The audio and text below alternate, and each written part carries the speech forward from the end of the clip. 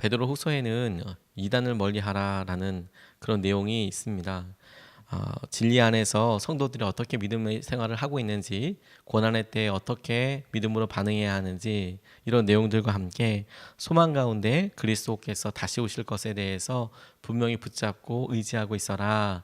이게 베드로 후서의 내용입니다. 이 베드로 후서는 베드로가 보낸 두 번째 편지인데, 수신자는 보배로운 믿음을 우리와 함께 받은 자들, 이렇게 나와 있습니다. 특정한 지역이나 교회를 이야기하는 것이 아니고 주님의 은혜를 우리와 함께 받은 사람들, 우리가 같이 예수님을 믿고 따라가지만 고난 가운데 있는 사람들에게 보내는 편지, 이렇게 수신자를 제안했습니다.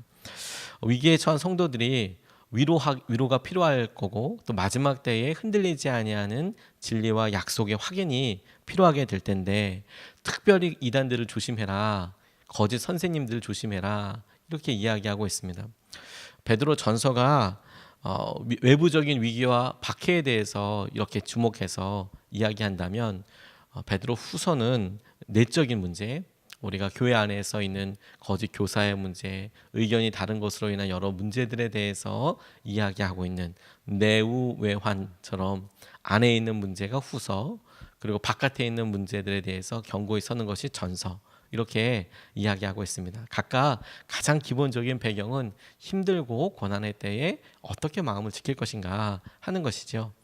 오늘 우리가 함께 읽은 본문 말씀은 그 중에서도 주님께서 재림에 대해서 이야기하실 때 다시 오신다라고 이렇게 약속하신 것에 대해 이게 지연되는 이유가 뭐냐, 이게 계속 연기되는 이유가 뭐냐에 대해서 베드로가 설명한 것입니다.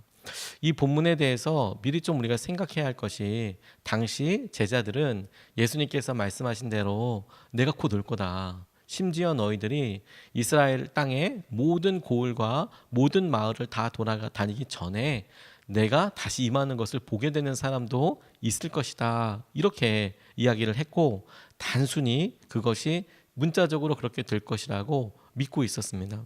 그래서 핍박이 있었고 어려움이 있는데도 왜 하나 이제 오시겠구나 라고 생각하고 있었는데, 생각보다 주님의 재림이, 주님이 약속대로 다시 오시는 것이 계속 연기가 되니까, 딜레이가 되니까, 그러니까 마음 가운데 여러 고민들이 있었고, 이 어려움을 어떻게 할 건가, 이 고난이 언제 끝날 것인가, 뭐 이런 어려움들이 있었겠죠. 그거에 대해서 베드로가 자기에게 하나님께서 깨닫게 해주신 말씀을 보여주고 도전하는 내용입니다. 오늘 본문 말씀에서 첫 번째로 좀 주목하고 싶은 것이, 약속이 더디다라고 이야기할 때 주님께서 이 본문 말씀을 묵상하면서 제게 물으신 것이, 너는 약속이 더딘다고 한데 이 약속이, 그 약속을 누릴 자에 네가 포함되어 있느냐 포함되어 있지 않느냐, 이런 질문을 주님께서 제게 하게 해주셨어요. 오늘 본문 말씀을 한 번 더 읽겠습니다. 주의 약속은 어떤 이들이 더디다고 생각하는 것 같이 더딘 것이 아니라 오직 주께서는 너희를 대하여 오래 참으사 아무도 멸망하지 아니하고 다 회개하기에 이르기를 원하시느니라. 아멘. 주님께서 다시 오시겠다고 말씀하시고, 그리고 하늘로 승천하셨는데, 제자들은 주님의 약속하신 대로의 재림, 파루시아라고 하는데, 이 파루시아를 기다리고 있었습니다. 약속을 기다리는 사람에게 이게 딜레이가 된다, 계속 지연된다라고 이야기할 때, 시간이 다만 뒤로 딜레이 되는 것 외에 이렇게 딜레이 되는 약속에 내가 이 기다리는 것에 대한 수혜자인가, 아니면 내가 다른 사람들이 해야 될 것을 기다리는 것인가, 이거에 따라서 의미가 되게 많이 달라지겠다는 생각을 했어요. 그러니까 그냥 시간이 똑딱똑딱 하루, 1년, 10년, 100년 이런 물리적인 시간 말고 내가 이것을 누리는 사람인가 아닌가 하는 것이죠. 해석이 완전 다르겠다고 싶습니다. 무슨 말이냐면, 모든 사람이 구원받기 위해서 기다린다고 하는데 이게 나를 기다려 주시는 거구나, 하나님께서 나를 구원하여 주시는 거구나, 내가 은혜의 수혜자라고 생각한다면 아마 이렇게 이야기할 거예요. 주님이 여전히 기다려주고 계신다고, 여전히 나 완전히 변화될 때까지 여전히 기도해 주신다. 그런데 이것을 나는 구원받았는데, 나는 이렇게 했는데 하나님께서 다른 사람들 다 구원하실 때까지 기다려준다, 이렇게 이야기되면 이 본문 말씀이 나랑은 상관없이 다른 사람들을 위해서 내가 함께 기다려야 하는 거구나. 그러면 아직도 오지 않았을 거라고 생각을 할 거예요. 아직도. 우리가 어떤 일을 하게 될 때 면접 시험을 본다거나 혹은 중요한 일이 있어서 나의 차례를 기다릴 때가 되면 길어도 긴장하게 되고 그 긴장하는 시간들을 정말 초를 쪼개듯이 다 기억하고 바짝 생각하고 있을 거예요. 그렇게 내가 나를 위해서 의미 있는 시간이라고 생각하는 것과 기다리는 것에 대한 의미와 내가 다른 사람이 하는 것을 기다리는 거예요. 야, 저 끝날 때까지 기다려야 되는데 라고 할 때 이 마음의 긴장감과 내게 주신 이 은혜의 기회가 엄청나게 의미가 차이가 있는 것이죠. 내가 이걸 누려야 돼. 아우, 이거 언제까지 기다려야 돼. 이런 차이가 있는 거죠. 선교사로 헌신한 부부가 인터뷰했던 이야기를 듣게 되었습니다. 오랫동안 준비하고 기도하는데 그 선교단체에서는 영어가 아주 잘 되기를 그렇게 요구하는 그런 선교단체였습니다. 여러 선교단체들 중에서 미국, 캐나다를 중심으로 하고 있어서 선교사님들이 기본적으로 영어를 사용했고 그리고 그들이 간 그 지역의 언어를 또 연습해야 했어요. 그러니까 예를 들어서 만약에 아프리카의 어느 나라에 간다면 기본적으로 영어를 해야 하고 영어를 한 다음에 스와힐리아어, 아프리카어를 또 가서 해야 하고 그 준비 시간이 되게 많이 걸리죠. 근데 그럼에도 불구하고 언어를 아주 천실히해서 가서 선교사인데 아무 말도 못하고 무슨 일을 할 수 있겠나 언어 공부를 아주 철저히 시켰거든요. 처음에 그 선교회에 입회할 때 그 영어 점수를 요구했어요. 영어 실력을. 근데 이분이 열심히 준비하고 그리고 회사에서도 영어를 쓰셨고 군대에서도 영어를 쓰셨던 분인데 영어 인터뷰를 이제 하러 갔는데 물어보더랍니다. 영어 준비됐냐고. 그랬더니 이분이 솔직하게 이야기하기를 어차피 가정에 다 드러나게 되는 거니까 나는 영어가 잘 준비됐는데 우리 아내가 조금 더 준비할 시간이 필요하다. 집사람이 집에서 살림만 하다 보니까 영어가 아주 능숙하게 사람이랑 소통할 정도로 되지는 않는다. 그런 이야기를 이야기했더니 당신네들이 아직 준비가 되지 않았군요. 이렇게 이야기하더라는 거예요. 그래서 이 선교사님이 다시 고쳐서 이야기를 아니요. 우리 아내가 준비되어 있고 저는 영어가 준비되어 있습니다. 잘 준비되어 있습니다. 그랬더니 다시 이 면접 보시는 분이 그러니까 당신은 준비가 되어 있지 않군요. 무슨 얘기인 거 가만히 보니까 당신의 아내가 준비되어 있지 않다는 것이 곧 한 몸이고 하나이니까 당신도 똑같이 준비되어 있지 않은 거죠. 이렇게 이야기하더라는 거죠. 우리가 마음속에서 주님께서 우리에게 이루실 일들을 생각하면서 내가 이 은혜를 누리는 한계가 이렇게 분명히 있어요. 그래서 주님이 우리를 위해서 기다려주고 계신다라고 이야기할 때 우리는 이 과정을 너무 후딱후딱 넘어가 버려서 나는 되는데 왜 저 사람은 안 되는지 모르겠다고. 마치 우리가 어디 여행을 가는데 나는 다 돼서 준비해서 짐 다 싸가지고 오는데 이 친구는 이 사람은 왜 이렇게 늦어? 왜 이렇게 준비가 안 돼? 왜 이렇게 기다려야 돼? 이런 식으로 마음에 한계가 있게 되는 것이 있죠. 우리가 설령 구원을 미리 받았다고 하더라도 우리 삶이 아직 끝나지 않았거든요. 주님께서 이 말씀을 구원받지 않은 사람들에게만 하신 걸까? 우리의 말씀을 통해서 우리가 전하는 것을 통해서 말씀을 들어야 하는 사람들에게만 하시는 걸까? 이렇게 생각하다가 그게 아니라 주님께서 은혜에 대해서 회개를 놓고 기다릴 때 이 기다림은 예수님을 믿는 우리도 포함해서 주님께서 말씀하시는 거구나. 2차 대전이 끝날 때 즈음에 전세가 결코 이길 수 없는 것처럼 보였지만 그들이 노르망디라는 곳에 상륙 작전을 준비하고 그리고 D-Day를 정해서 여러 전술과 전략으로 2차 대전을 뒤집을 만한 그런 계획을 폈답니다. 그런데 정말 적시에 그 타임이 들어가서 노르망디 상륙 작전이 잘 끝나고 그리고 전세가 역전될 거라고. 그래서 후대의 여러 역사학자들은 2차 대전을 어떻게 이겼는가 보면 노르망디 해전과 상륙 작전이 굉장히 중요했다. 그게 주요했다. 그때부터 전세가 역전되었다라고 이렇게 이야기합니다. 그런데 실제로 여러 전황들을 보면 그 이후에 연합군이 승리했다라고 이야기하지만 실제 소소한 지역별 전투를 보면 독일군이 여전히 이기는 곳이 많았다는 거예요.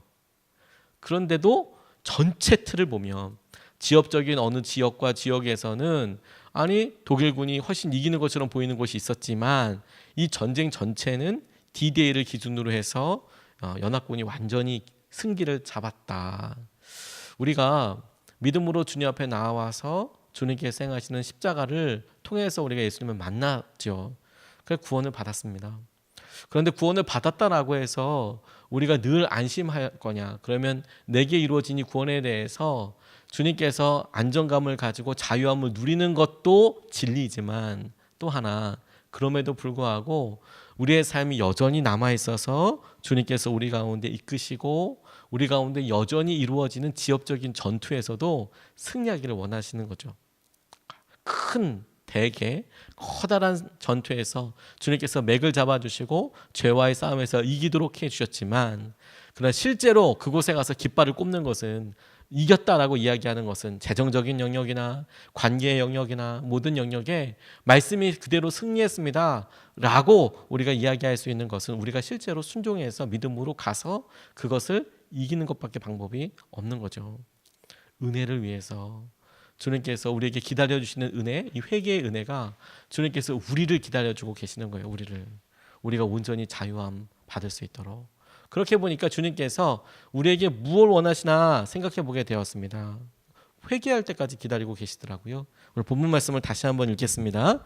주의 약속은 어떤 이들이 더디다고 생각하는 것 같이 더딘 것이 아니라 오직 주께서는 너희를 대하여 오래 참으사 아무도 멸망하지 아니하고 다 회개하기에 이르기를 원하시느니라. 아멘. 주님께서 기다리고 계시는 것은 아무도 멸망하지 않고 다 회개하는 것이랍니다. 이 말씀도 똑같이 적용을 해보게 됐어요. 같은 말씀으로. 이 말씀에 예수님을 믿는 우리는 어떻게 포함된 건가? 이 말씀이 두 가지로 다 적용이 될 수 있겠더라고요. 하나는 우리에게 주신 사명, 그리고 우리가 누려야 될 은혜, 이 두 가지가 다 적용이 가능하겠습니다. 모든 사람이 다 구원받을 때까지 기다리신다라고 이야기할 때 모든 사람들이 구원받기 위해 누가 가야 할 건가? 그 일을 누가 할 건가? 그러니까 하나님이 하시는 거지 라고 생각할 게 아니라는 거죠. 이거 우리가 해야 되는 거구나. 하나님께서 원하시는 것이 우리가 복음을 전하고 통로되는 것을 원하시는구나. 이런 사명과 관련된 거 한 가지와 또 다른 것 한 가지는 뭐냐면 이 말씀이 우리에게 그대로 적용되게 될 때 우리에게 아직도 회개해야 할 영역이 있는 거구나. 우리가 완전히 주님 앞에 나아가서 다루심 받아야 될 부분들이 있는 거구나. 주님께서 우리들을 회개의 자리에 오게 해주시고 완전한 은혜를 누리게 하기를 원하시는구나. 이거에 대한 기대감이 생겼어요. 모든 사람이 구원을 받기 원한다라고 말씀하실 때에 이 구원이 1차적으로는 우리의 영혼이 심령이 구원되는 것과 함께 주님께서 실제로 여러 아픈 사람들, 가난한 사람들 구원해 주겠다라고 직접 말씀한 분들을 보면 심령의 구원뿐만 아니라 그들의 어려움으로부터도 그들의 육신의 환난으로부터도 구원하여 주시거든요. 고쳐 주시거든요. 동시에 그렇게 인도하여 주시고 그것을 통하여서 그들의 심령까지도 구원하여 주시거든요. 이 두 가지가 사실 동시에 일어나게 됐었어요. 그런데 생각해 보게 된 거예요. 하나님, 저를 위해서 우리가 회개할 때까지 기다린다고 하실 때에 주님께서 우리 가운데 어떤 마음의 상태, 어떤 고백들을 원하실까 이렇게 생각해 보니까 이게 기대가 됐습니다. 우리가 이 땅에서 한 번밖에 없는 삶을 살지 않습니까? 그런데 늘 어렵고 힘들다라고만 생각하지만 하나님께서 처음에 우리를 이 땅에 보내실 때 어떤 계획을 가지고 있으셨을까? 무슨 일을 하고 싶으셨을까? 그리고 그 일이 주님께서 우리에게 분명히 허락하여 주신 축복과 은혜일 텐데 우리는 왜 그걸 누리지 못하고 있을까 하는 생각을 하게 됐어요. 모든 좋은 것들을 예비하셨겠지만 우리의 죄와 우리의 연약함이 복을 떨어먹는 것처럼 하나님께서 주신 것들을 누리지 못하게 하는 그런 일들이 너무너무 많은 것을 알게 됐습니다. 주님께서 모든 사람이 다 구원하기를, 회개하기를 이르신다라고 이야기할 때 이것이 우리에게도 그런 수준의 깊이로 해석될 수 있다는 생각을 하게 됐어요. 하나님, 이 죄를 우리가 해결하고 이 죄로부터 우리가 노인바 되는 것을 통해서 하나님께서 우리의 삶에 예비하신 큰 놀라운 축복들을 우리가 누릴 수 있게 되겠군요. 주님께서 우리에게 주신 완전한 삶, 그걸 누릴 수 있는 데까지 우리가 나아가기를 주님께서 기다리고 계시는 거군요. 그거를 생각하게 됐습니다. 어저께 신대원 제자훈련에 가서 제자훈련을 나누게 됐습니다. 오랜만에 이제 감신대에 가서 몇 년 만인지 모르겠지만 전도사님들이랑 예수님의 사람 제자훈련을 이렇게 가르치는데 같이 나누는데 어제 십자가의 도와 관련된 이야기를 나눴습니다. 그 문제 가운데 하나가 우리가 죄에 대해서 인식하고 깨닫는 것에 대한 것이고, 언제 죄라는 것을 깨달았습니까? 구체적으로 이게 나누는데 전도사님들이 자기의 삶을 정말 진솔하게 나누시더라고요. 그런데 내가 이 20살 때 집회에서 혹은 정말 어렵고 힘든 유학 생활에서 주님을 만났습니다. 주님께서 그렇게 인도하여 주시고 이끌어 주셨습니다. 이제 이렇게 이야기하면서 우리 모두가 공감한 게 뭐였냐면, 그 다음에는 죄를 안 졌냐? 그러면 하나님께서 그와 같이 놀랍게 만나 주셔서 우리의 삶을 사역자로 불러 주셨는데 그 다음에는 괜찮냐? 그 다음에는 그럼 우리가 온전히 죄로부터 이긴 것이냐? 여기서 이겼다라는 것은 진리에 대한 해당되는 게 아니라 우리의 삶에서 실제로 내가 그런 어려움과 우리가 재정에 대한 두려움이나 음란함이나 이런 것들에 대해서 내가 이제 걱정하지 않는다. 야, 이거 넘어섰다. 이렇게 된 건가? 그런 이야기를 조심스럽게 그리고 아주 솔직하게 서로 나누게 됐어요. 진짜 그런 건가? 그럼 뭐가 필요한 건가? 진리가 부족해서가 아니라 여전히 주님께서 우리에게 이 습관대로 계속 살아왔던 이 삶에 복음으로 완전히 인쳐지기 위해서, 그렇게 사라지기 위해서 열심히 그 일을 순종하고 반복해서 따라야 되는 게 너무 필요하더라고요. 모든 사람이 회개하길 때까지 기다린다고 이야기할 때 그 중에 우리가 들어가 있다면 주님께서는 우리가 아직까지도 해결하지 못하고 우리가 아직까지 힘들어하는 그 문제도 회개하기를 원하실 것이구나. 그리고 그걸 회개하고 넘어서는 순간 주님께서 우리에게 주시는 놀라운 은혜를 더 깊이 더 놀랍게 누리게 될 수 있겠구나. 그렇게 적용하게 됐습니다. 결혼 예배학교를 이렇게 인도하면서 우리 결혼한 커플들한테 꼭 이야기해줘요. 결혼하면 너무 좋아요. 결혼하면 진짜 행복해요. 그리고 사랑하는 것만큼 본인들이 얼마만큼 하는 것만큼 따라서 누려지는 게 완전히 다를 거예요. 우리가 사랑하는 것을 통해서, 순종하는 것을 통해서 그 사람 가운데 일어나는 그 은혜와 반응과 기쁨이 우리를 다시 행복하게 하는 거니까. 죄에 대해서 우리가 싸워서 이기고 반응하는 것을 통해서 하나님께서 예비하시는 것을 누리게 되는 걸 테니까. 어거스틴이 이렇게 자기의 죄에 대해서 이야기했습니다. 자기가 아주 방탕하고 어려울 때의 삶을 떠올리면서 자기가 말도 안 되게 10대 때 아버지가 되고 그랬거든요. 10대 때. 그것도 연상의 여인과 함께. 그래서 결혼하지 않고 동거생활 하다가 아버지가 되고, 그리고 그런 삶을, 방탕한 그런 삶을 계속 살다가 어머니가 정말 평생의 기도로 어거스틴이 돌아오게끔 하고 나서 그가 주님을 온전히 만나고 나서 자기에 대해서 깨닫게 됐을 때 특별히 죄에 대해서 뭐라고 이야기했느냐? 죄가 마치 태양을 향하여 더 앞으로 가는 사람과 똑같다, 이렇게 표현을 했어요. 무슨 얘기냐? 태양이 점점 떠서 가까워지면, 빛이 가까워지면 그림자가 더 선명해지죠. 그리고 더 자세하게 보입니다. 빛이 밝을수록.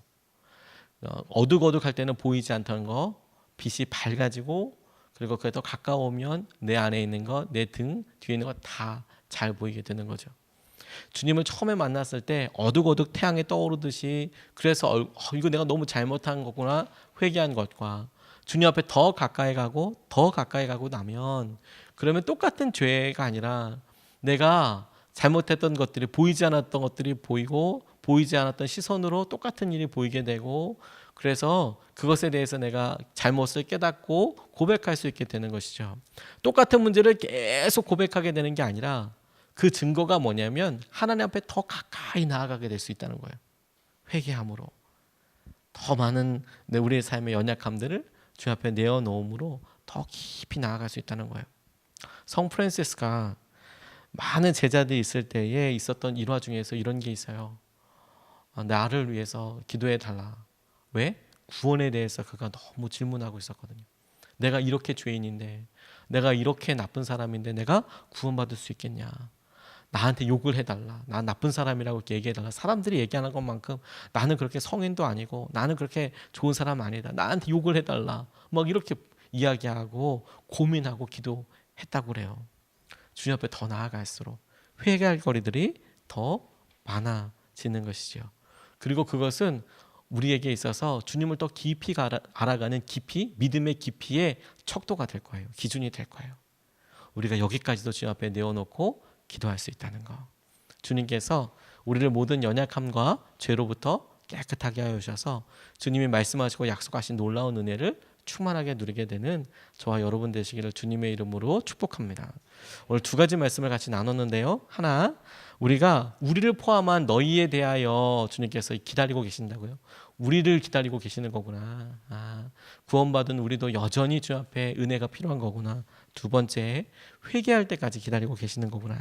우리가 모든 것을 회개함으로 우리 삶에 약속하신 것들을 우리가 깊이로도 누릴 수 있게 해달라고. 우리 같이 기도하기 전에 본문 말씀을 3번 같이 읽겠습니다. 주의 약속은 어떤 이들이 더디다고 생각하는 것 같이 더딘 것이 아니라 오직 주께서는 너희를 대하여 오래 참으사 아무도 멸망하지 아니하고 다 회개하기에 이르기를 원하시느니라. 주의 약속은 어떤 이들이 더디다고 생각하는 것 같이 더딘 것이 아니라 오직 주께서는 너희를 대하여 오래 참으사 아무도 멸망하지 아니하고 다 회개하기에 이르기를 원하시느니라. 주의 약속은 어떤 이들이 더디다고 생각하는 것 같이 더딘 것이 아니라 오직 주께서는 너희를 대하여 오래 참으사 아무도 멸망하지 아니하고 다 회개하기에 이르기를 원하시느니라. 아멘. 가지고 본문 말씀을 2번 나눠서 기도하겠습니다. 첫 번째 같이 기도할 것은 주님 여전히 주님의 은혜가 우리에게 필요합니다. 우리의 죄를 구원하여 주소서라고 기도하겠습니다. 주님께서 우리에게 말씀하신 대로 우리를 구원하여 주셨지만 여전히 주님 우리가 그와 같은 은혜와 주님의 약속을 누리기 위해서 여전히 주님의 은혜가 필요합니다. 우리의 죄를 온전히 구원하여 주시고 우리를 정결하게 하여 주시옵소서. 우리가 첫 번째로